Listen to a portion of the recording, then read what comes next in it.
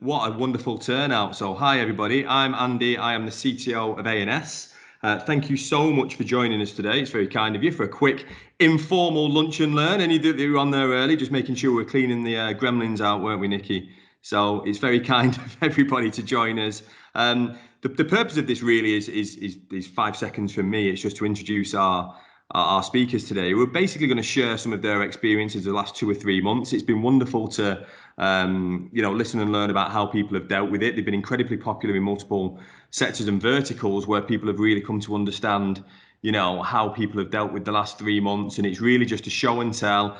We've got 2 people today. We originally had 3 actually, but unfortunately Ciaron's had an emergency. So we've got Adam today from Crawley Council, who's going to kick us off. So thank you very much for Adam. And then Adam's going to hand over to Nicky from Bury Council, who's going to talk about some of the things that they've been doing there. And just in the interest of time, then we're going to keep it to about 15 minutes of presentation, if that's all right. And without further ado, I will hand over to Adam. So Adam, if you'd like to take yourself off mute and share your screen, that would be wonderful. Yeah, let's give this a go. Go for it. I can hear you loud and clear. How are you? That's good. I'm very well, thank you. It's a good start. So if you just want to chat, yeah. So where are you broadcasting from today, Adam? I am broadcasting from the delights of Basingstoke. Right. Not on camera. Wonderful. Nice weather. The sun is shining. Yeah, it is absolutely gorgeous out there. So yeah, I've got a home office in my bedroom. And there is a couple of windows so I can see the sun shining, which is good. Yeah, wonderful. Well, thank you very much, Adam. Take it away. Tell us your story the last 3 months. I know we had a quick chat yesterday and you gave me a bit of an overview, but let our audience know. Thank you. Yeah, no worries. I'll mute everybody else. Cool. All right, awesome. Thank you. So good afternoon, everybody. Strange one for me because I just give you a bit of just a very quick potted history on myself. I've been in the IT industry for 20-something plus years. I don't like to count anymore because it just makes me feel old. But I started my life in digital. That became Compact, that became HP. So 16 years in that organisation. I then went to work in Toshiba. I then went to work in a company, an automotive company. And quite recently, January this year, I took on a role at Crawley Borough Council. Because I'm a glutton for punishment, and you'll see why when I kind of share my last 3 months, or this year, to be honest. This was a challenge. This is what kind of we're dealing with at Crawley at the moment. These are the kind of top things off the top of my head that I know we're working on. And it's on the background of Crawley Borough Council. Its IT had no investment for 10 plus years. It's now got investment, apart from COVID-19 kind of throwing the spanner in the works on certain things. But these were the kind of challenges that were faced with me taking on this role. So our phone system is coming to an end. It ends in October. Our storage area network is old and end of life. As I started, we were mid-migration. We had Exchange 2007 on-prem. That didn't support TLS. We had to set up a special Office 365 tenant to enable communications to GCSX users. Some of you may or may not know what that is. We had a Windows 7 end of life program that was running, which was just as I started. That phase 1 of that had just been done. We've got VMware in 2 different locations. We've got 2008 that's hitting end of support, and we're killing off those servers. We did a data center migration. So we moved we've got a town hall at the moment where the data center used to be, and it got moved to Red Hill up the road. But it wasn't the best data center migration, and that in itself has caused a load of challenges. Our Active Directory is a mess. Our group policies are a mess. There's been legacy decisions. We have numerous different IT teams over the years that have made decisions based on decisions. I've got a network that's creaking at the it's just creaking. It's probably the best word to explain it. So there's a lot going on, and on top of all that, we're building a brand new town hall. So the current building we're in is being demolished. It's been cut in half, and we're building a brand new town hall that we should be moving into next year. Is the current timelines on that. So I've got to upgrade the LAN while we're moving building, which is a huge challenge. And then as part of this journey, the reason we engage with ANS is because part of this digital transformation is we want to move to cloud. It makes so much sense. If I look at all this legacy here, I always pin the term 1990 keeps ringing me and wants its technology back, because a lot of this is 1990 technology, and it's time to move the times. So that was the challenge. These are the projects I kind of hinted at anyway. These are projects that are in flight, going on at the moment. So our migration to Microsoft 365, it was Office 365. Microsoft marketeers have renamed it. We're doing the LAN refresh, which I spoke about. We're moving to a new town hall. Windows 10, we're in phase 2. A whole unified comms project that's got to be done by October this year. We're doing the business case with our friends at ANS on, can we move to cloud? Will it make sense for us to move to cloud? I'm hopefully and quietly positive it will. And then an interesting one, I just wanted to drill down into kind of COVID, because obviously that's in everyone's affected by it. We're all in the same boat. But Crawley Borough Council's one of the work streams was to enable agile working. As part of the move to the new town hall, the mindset is there isn't enough desks for everybody. So we need people to be able to agile work from home, work from anywhere. And that is a mindset that Crawley Borough Council wasn't in. That wasn't their mindset. They weren't used to that. Some were, some weren't. I was, because 24 years in the IT industry, I've always worked agile. But I had a whole workforce that just didn't understand what agile working was or what it meant. COVID-19 came along, and I'll tell you our story. By fluke or by design, I rolled out the Teams client to all our users. They've never seen it, they've never used it. We didn't have any kind of messenger service. We just had traditional email. That's all we had. But I clicked the button to send the Teams client out to all the users. And the timing's a little bit different, but probably on the Monday or the Tuesday, we all got sent home to say work from home. So the whole organisation got sent home, and Teams, it transformed the workforce overnight, literally overnight. To be able to do all these things, and collaboration. We normally, Crawley we would have rolled it out slowly. We would have done training upon training. We would have done pilot users. We would have tested things. We would have rolled it back. We would have changed it. We didn't. We just had to roll it out and enable it, and away we did. Was it a success? So I just pulled the stats. These are the last 90 days stats from Teams. So you can see here on the slide at the very beginning. So like the 15th of March is kind of when it started to go live, and then by the 17th, I call it Loch Ness. It's Loch Ness Nessie. You can see the humps. The dips of the weekends. These are the dips when people, and this was the Easter break. And it's fascinating to see was this a success?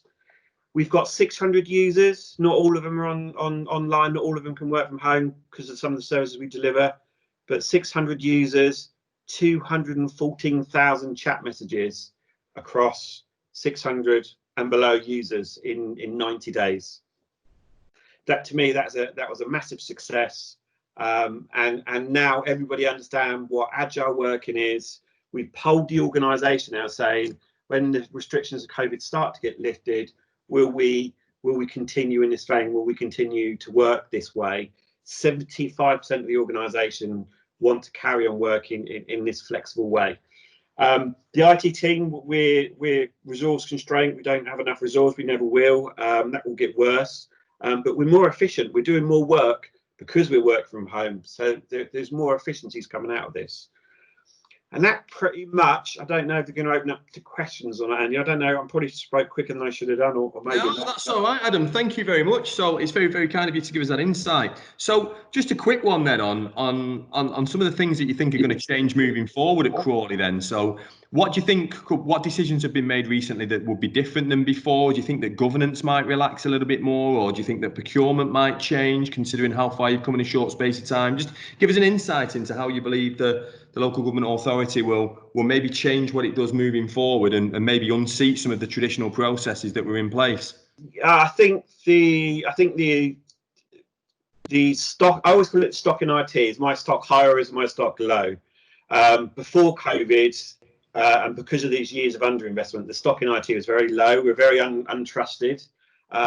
because of COVID, because the IT team did a fantastic job and making this happen. IT We're unsung heroes now, and our stock is very, very high. Yeah. So I think I've got a user base now, and that won't last. Business as usual will come along, and we start being the underdogs again. However, because of what's gone on, when I present to the IT board, we want to do this now. These are the reasons why.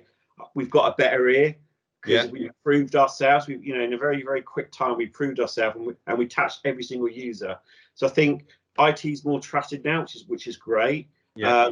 Downside is like many councils, we're in a budget deficit now because our income stopped overnight. So there will be a long, hard look at what projects we do look at moving forward, and it'll be back into the world I'm used to. I came from private sector originally. So the world I'm used to is do things, do less, do it efficiently, and show the ROI. I think we'd be moving into that mindset moving forward. If you're going to do a project, how does it help the bottom line? How does it really, really help the council? I think we will see moving forward.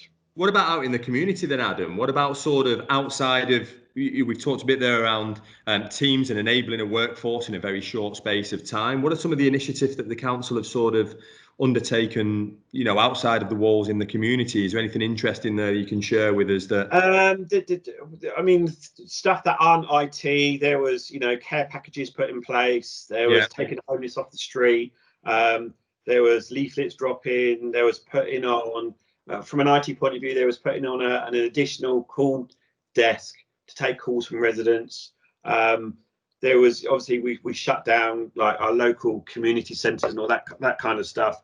But it was all really about, and I wasn't involved, so I'm not going to take any credit for any of that because I see myself very much back office, trying to support the staff to be able to do that stuff. I think moving forward, once we get IT in the place where it needs to, it will be about looking at those forward-facing services and see how IT can help. Because I don't believe we've done that traditionally. I think it's always been a very reactive type approach.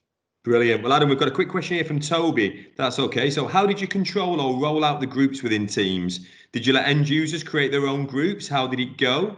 Did you foresee any problems with the approach? And is there any lessons you can learn and you can let our listeners know on that? Absolutely. So funny enough, I was speaking to another council the other day, and they took the approach we didn't take. So it's really good to kind of compare notes. So the original mindset was we will just roll out Teams for unified communications, just allow people to carry on doing virtual meetings and talking to each other. And we did that. And originally the thought process was, let's just roll out Skype for Business. Let's just roll that out. And I was like, why would I want to do that? So let's roll out Skype for Business and then roll it back and roll out Teams when we're ready. And I went, no, let's put Teams out there. What we did do is we controlled people not being able to create their own teams. We set up a structure, rightly or wrongly, we set up a structure. We did a load of training around, obviously over the last 3 months, a load of training around what you use a team for, what you use a channel for, what you use chat for, how you do meetings. And we kept the Teams part of it very structured. And we set up some Teams champions. So there's champions across the business who I regularly meet up with, and we discuss things and they come up with ideas and we enable features. So we rolled it out quickly, but we did put a few caveats and a bit of structure in it. The other council I spoke to, they just rolled it out and let the users just run wild with it and do what they want to do. They now need to go in and kind of, the best way I can describe it was their words was remove some teams that aren't appropriately named, for example, where we've got that structure in place. So hopefully that was the question. No, that's very kind of you. Just for anybody that's interested or going through a Teams rollout, we've the last 3 months we built a like an API integration layer that we've open sourced. It's in our GitHub repo, so anyone can use it, and we'll quite gladly deploy it for you for nothing if it's not an issue in any way, shape or form. But what it does is it pulls the raw Teams data out by the API and allows you to manipulate it in Power BI, and then you can put some like rules in that basically say if a user's low engaged, so maybe they've not been on Teams for 3 or 4 days, it'll effectively you can action something on that, so you can sort of get what the engagement of users are like, and then from that you can spot some problems. So we've wrote some code there that does that, and it's freely available in our Git repo. So if anyone's interested in that, grab me afterwards or send me a quick email. I'll put it in the chat shortly, and we can get that deployed for you if that's something you're interested in doing. Wonderful. So, right on 13:15 there. So that is great. Thank you so much, Adam. That's very kind of you. Hopefully continues. Yeah. Thanks very much for putting those slides together and sharing your experience. So, Nicky. Hi. How are you? I'm good. Has Adam passed over to me? Or somebody passed over to me? Yeah. Don't think so. If you just No, don't think it's gonna let me do it. Is it there? There you go. Right. There we go. Woohoo! Yes, Hi magic. everybody. Yeah, So, hi Nicky. So Nicky, you and I have known each other for probably just over a year now, haven't we? And yeah, you've done some wonderful things in a very short space of time. Because if there's one thing I've learned about yourself, Nicky, is that by hook or by crook, you get stuff done. And you had an idea pretty much on day one, and you've gone and done it, and it's rolled live, and it's helped a significant amount of people. So I presume, and well, I know that's what you're going to talk about, and I think that everyone will be interested in what you did and how you did it and the problem that you solved. So without further ado, over to Nicky. Thank you. Right. Well, welcome to sunny New Brighton on the Wirral. It's very sunny. I live on the beach and the lifeboat's just gone out. So other people have got more important things to worry about than what I'm worrying about at the moment. But yeah, I'm going to talk a little bit about our work with ANS, about how we've helped the council get through this terrible 3 months that we've had around COVID and what our response has been. So I'm not a techie. I'm local government through and through, 40 years, done all sorts of things, started off as a librarian, which is actually quite helpful because now and again I do go back to the old data stuff. So that's quite good, process data, love all that. But I'm not a techie, but I think I know what technology can do to help me. I come at it from a client perspective, a resident perspective, and then I just ask Andy to make me something that will do what I need it to do. So that's how it works, and it's worked quite well because I think that's a bit unjust on you, that Nicky. I don't think that's the second time we've worked together now. So I just have an idea and then say, "Can you make me something?" And he goes away and makes me something. So that's good. So yes, so 23rd of March, our lives all changed, and Boris said, "Stay at home," and I don't know if there's Andy, are there many local authority people on the call or not? I just want to check how much I need to talk about that. Yes, there are, Nicky. Yes, absolutely. Right. You might, Nicky, just on your microphone. I don't know whether you can put it a bit closer or something. You're just quite distant. I don't know if anybody else is seeing the same, but just. It's as close as it'll go. Can you hear me now? Yeah, go for it. Okay. So I'll plug it in. That might help. Yeah. So yeah, our world's changed in local government on the 23rd of March when Boris said stay at home. Bury is part of the family of 10 local authorities that bring Greater Manchester. So we have a really good experience of working together over the years. We're a devolved authority now, led by Mayor Andy Burnham.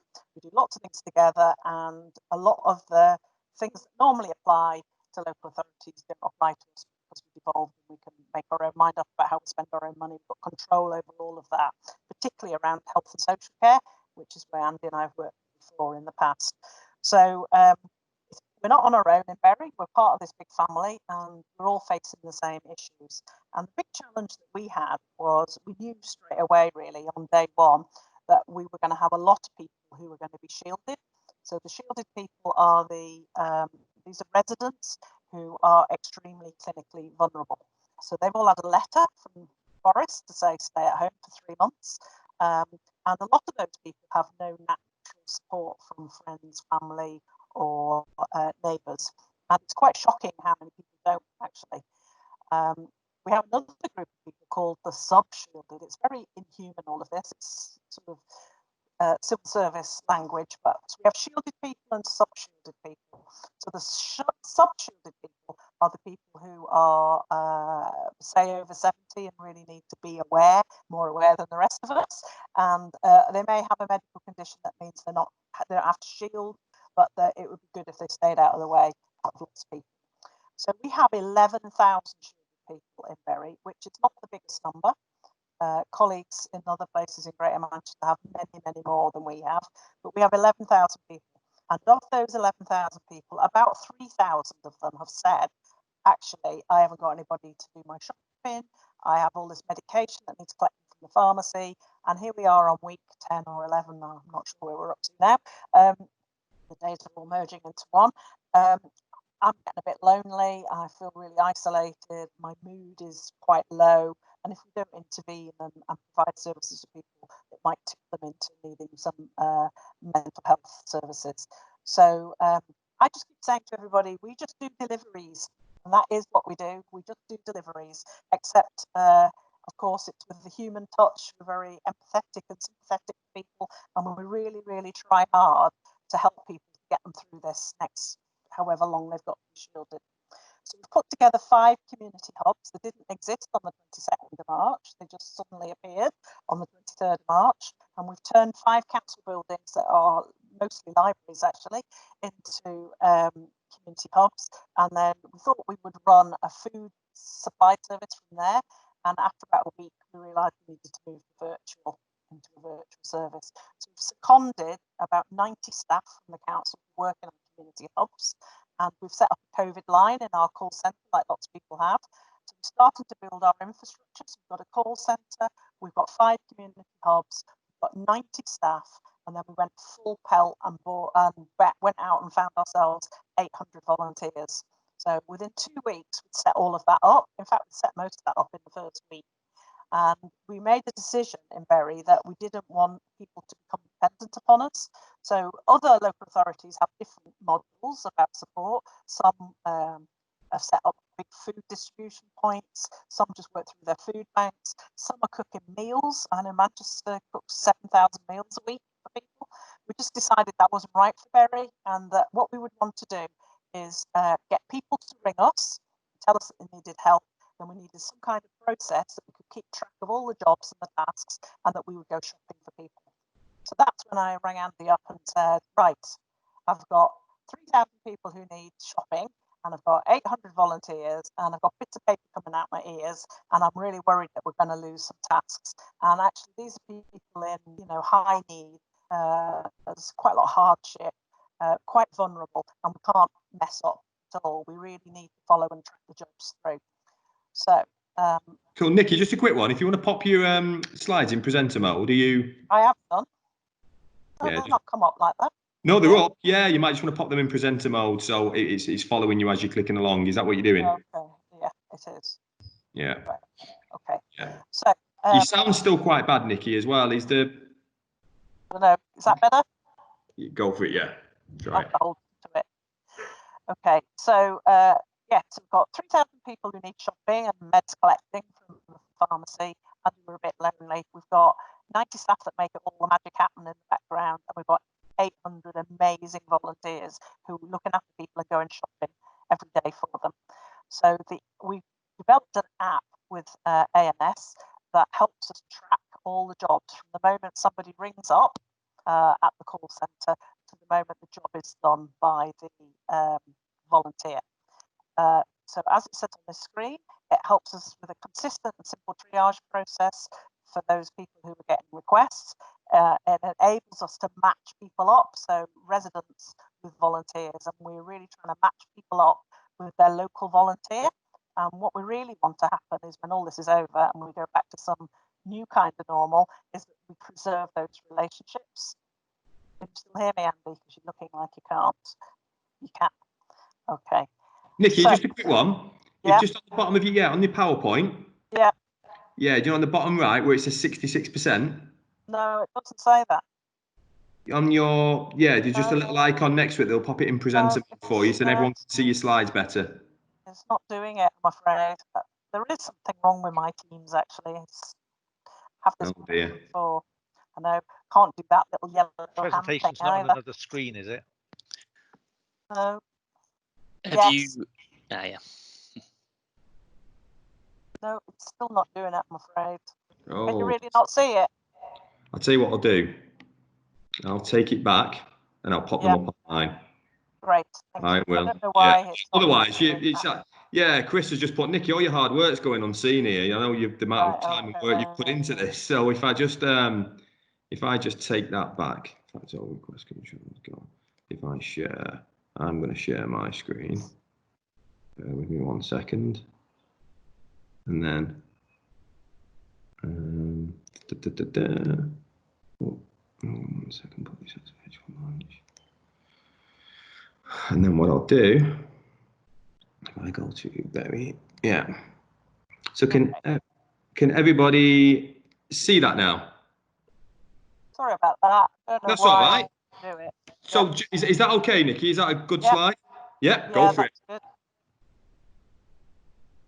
Can you move me on to the one with all the yellow boxes and the red boxes? Of course I can. That one. Yeah. So we set up a very simple process where, as you can see, we've got this whole process map, and this is what we've done in the app. So somebody rings up the call centre and they say, I'm Mrs. Jones, and I've got one of them letters from Boris, that's what they usually say. And we've trained all our contact centre staff up to have a sympathetic call and ask the right questions that's vaguely working off a script, sound like they are. And they log the job on the app. See, the customer service advisor uses the app to triage the call, and they collect as much information and they ping it on to one of our hub managers. So these are all the people the 90 staff that we have got in our hubs. Okay, so they can log into the app, they can see all the jobs that have been allocated from the contact centre, and they allocate the job to one of our team, and they ring Mrs. Jones up and get all the details that they collect at the call centre, or just making an initial contact at the call centre, and then we do the nice warm cuddly follow up with somebody who does it all the time now in the hubs. So they select the best volunteer. So we work that out from we've got like a locator thing that works out who's the nearest volunteer to the resident, and they allocate the job to them. And that sends a ping over to the volunteer, and it all works off their mobile phone. So it tells them that there's a job. Would they like to accept it? If we don't hear back from them within 15 minutes, we just allocate it to the next person, because we don't want people hanging around. We don't pride ourselves that we send somebody out within the hour. So from the moment somebody rings up the call centre, right through the little process in the hub, through to the volunteer, that takes less than an hour, which is pretty good. Volunteer logs onto the app, goes around to the person's house, has the whole chat about what they want, goes off and does the job, and then there's a feature on the app that tells them to finish the job. It is that simple. So it's a bit like, I don't like calling it this, but it's a bit like Uber volunteer. So it matches, it notices that there's a job to do, it pushes it through a process with the various bits of the council that get involved, and it gives it to a volunteer. And then when the volunteer's done, the job's closed. And then there's a whole dashboard that sits behind it that we can look at every day to see how many jobs are in progress, how many jobs haven't been finished, whether we're getting more busy, less busy. We're getting much more busy. As I say, we're looking after about 3,000 people now, and it's going up about 400 a week. And especially as it goes on, the situation goes on, the longer it goes on, the more people need help. Now, the great thing about this is that that was 10 weeks ago, and we've learned a lot in the last 10 weeks. So we've refined the app a lot in the last 10 weeks. So originally, for example, it could only do 2 jobs, which was assign someone to go and get you shopping, or assign someone to go and collect your medication. So that's got a lot more mature. We can do all sorts of things now. We can do referrals to other organisations, we can refer people to Citizens Advice Bureau for benefits, help. We can do often food bank. We can do to Age UK, who are doing all our befriending calls. We can send it to the Fire Brigade, who go and do safe and well checks for us. So we've got really mature in what we're doing now. And it's really good. Is there another slide? Or is that it? I think the next slide might be for the techies. Can you move it on for me, Andy? Yeah, we got some analytics there. That one just shows that we're using geographical information to match people up, and it helps volunteers get from A to B if they don't know where the resident lives. So it shows them how to get there. And then the next slide, I can not even begin to attempt to describe, but maybe you can, Andy. Yeah, I'm sure the techies in the room are like that with the stuff at the bottom, because there's plenty of stuff going on there. Yeah, I have no idea. That's how it works in the background. Oh, cool. Well, there we go.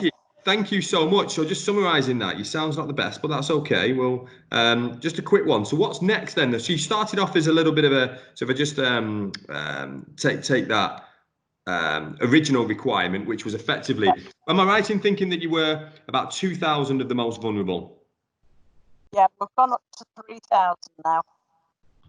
So you've gone to what, sorry? 3,000. 3,000, right. So, and you've added much more. So what's next in the app then? What are you adding? There's loads of things we need to do. We need to be able to go back into jobs and refine them. So we don't want to create new jobs all the time because that just duplicates all the records. We'd really like to connect the app up with our social care record so that we can do a quick check at the beginning of the call about whether they're known. Put a bot in, that would be really good to see if they're already known to us, so we don't have to go and do a physical check. Because there's a different line of inquiry that we might take if we already know them and they're a bit more vulnerable. There's 13 things on the list. I've forgotten what they all are now, but we've got about 13 new developments that we want to move to. And we've just created all our user stories to send over to you guys so that we can start to roll out the modification. And the good thing is there's lots of other local authorities starting to take it up as well, wanting to cause specific interest, taking it up, and Rochdale are coming along close behind us. And the good thing is, because their model is slightly different than ours, they want the app to do slightly different things, so that just develops the product a bit further. It's not just going to be Berry in the end, and we'll step back and just become part of the user group in the end rather than driving it forward. But I don't know how we would have managed this without the app, because how are we going to manage thousands and thousands of shopping tasks every week and have an audit trail of everything we've done? For when there's vulnerable people, some complex cases to talk about. So it's been a lifesaver. Brilliant. Well, that is wonderful. So from that perspective, then, how many parcels or how many food and medicine do you think it's delivered? What is it actually managing on a daily basis? I think we're on about 1,000 a week. Right. 1,000 things that would have been done on a spreadsheet before. So for everybody's benefit, this is just Microsoft Power Platform. Was turned around, wasn't it, in about 72 hours? We got a prototype up and running, and I suppose that's one of the biggest values in sort of low code, no code technology, and the speed at which you can deploy something like this and then build on it. So for any of the techies on there, obviously using the common data service and have the ability to build further apps off the data that's being generated and continue to keep on building that. Is that something you think that Berry will stick with now and it will just grow and grow? Definitely, because we're talking about Hubs version 2.0. So let's just assume we all go back to some kind of normality by September, October, November, December, whenever it's going to be. The Hubs have absolutely proved their point now, and it is a whole new way of working for us. And we want to keep the Hubs, and we want to expand the role of the Hubs, so they're not just doing kind of emergency response stuff, but that they'll do lots. We'll probably put our whole council into this way of working. So the Hubs are just the start of that. So we will need to develop the app as we start to do more things, but this is here to stay, I guess. And some of the things we've had to do, I know we rolled it out we designed it in about 72 hours, but actually implementation takes about 2 or 3 weeks because we've got to train everybody. We did some training videos. So the Combined Authority helped us with some training videos together. We did some like a user guide together. Roll that out across 800 volunteers and 90 staff. So remotely, don't forget, because nobody can't just get them all in a room and go, this is how you use it. And some of our volunteers, they've got a smartphone. That's it. They've never used any of this technology before. Some of our volunteers are older people who've never engaged in any of this kind of civic activity before or volunteering before, or it's got the power really to really change our neighbourhoods for the better, because we've got neighbours working with neighbours, supporting them using a bit of technology. We've got some people saying, I send an email now and again, and that's it. And so we've got this whole band of 800 people using mobile technology to help their neighbours. So it's pretty cool, actually. Brilliant. Well, that is wonderful. Well, thank you so much for that, Nicky. There was a couple of questions I've just been answering on your behalf on the side, just what was it built on, things like that. There's some on, going back to Adam, actually, when I scroll up here, to do with Microsoft Teams traffic and how the internet traffic is FAT5 VPN firewall. So I'm sure that Adam, Adam can pop on the chat here and answer those, or we can take that up after if that's okay with people. But there's some specific ones I think people are asking for a little bit of advice there. And then some people having a bit of a chat there. So yeah, thanks to the people that are helping on there on some of the ones that I've missed. But Nicky, yeah, it was a wonderful project to work on, but in reality, you know, it's made such a big difference to people's lives. I know we've worked on a couple of things in the past on trying to enable the community and trying to get better apps and better digital services out to the community so people can access more services better, faster and cheaper. But I think that's a great example of, you know, and it's a pity sometimes that we need something like an urgent thing like that to force it. Do you know what I mean? Because what could that have done before if we had that kind of thing before? So yeah. And my guys, as well as having to learn how to use all of this, they've got all the same challenges Adam's just talked about. As you know, they've never used Teams before. We went from all sitting at a desk in an office a week later, working from home in a virtual hub, using Teams, forgetting to unmute themselves, all of that. Unmute, all of that, and learning how to use an app. And then 3,000 people to help as well, and 800 volunteers to find. Exactly. So it was a really stressful. Yeah, well, no, that's really it's really settled down now, and we couldn't do it without it. Brilliant. Well, thank you so much for that talk, Nicky. That's very kind of you. So, apologies to everyone. Ciaron has had a slight emergency, but he's going to be joining us on our next one. So, unless there's any more questions, we'll call that a day. I hope that was, really useful for people. Quick half an hour virtual lunch there. It's very kind of everyone to join us. I hope there's one or two things you got out of it. I'll put my email address in the chat. It's andy.barr@ans.co.uk. I know, just looking at that, Kirsty, you said would it be possible to get the Git link repository? Absolutely. If you mail me on that address, I'll mail it you back. Just because I just need to dig it out and find it. I'm not 100% sure of the link, but I'll get one of my engineers to do that. So yeah, and if you need some help in setting that up, that would that's absolutely no problem at all. Like I say, the code's all free and available to use. There's a few things in there. There's some chatbot technology and all sorts that if that helps in any way, shape or form, then please use it. If you've also got anything that you think would help the wider community, what we have been doing in the CTO office at ANS is building things for organizations that need something that could help the whole vertical, the whole sector, if you will. So we've been doing that and deploying that as well. So if anybody would like to proof of concept something or try something that you think we can then roll out further, again, it's not a commercial thing. It's not something we're looking to quote. It's just to help in the sector. We'll open source it. We'll throw it in the Git repo. And if everybody gets the benefit of that, then that's wonderful. But I've got 2 or 3 members that have just been devoted to just helping on COVID activities to help people, with some of the digital things that they've needed in a short space of time. So please let me know on that. But I'd like to thank everybody. Waffle over, but thank everybody. Thanks, Nicky. That was very kind of you. Thanks, Adam. Hopefully we'll see Ciaron on the next one. I really appreciate everybody joining us. That was a wonderful turnout, and there'll be another one. And thanks to marketing for Charlotte for arranging the whole thing, but I'm sure there'll be another one in 2-3 weeks. We'll get Ciaron back on that one. Have a wonderful afternoon, everybody. Stay safe. Your health is your wealth, and we'll see you all again. Thank you.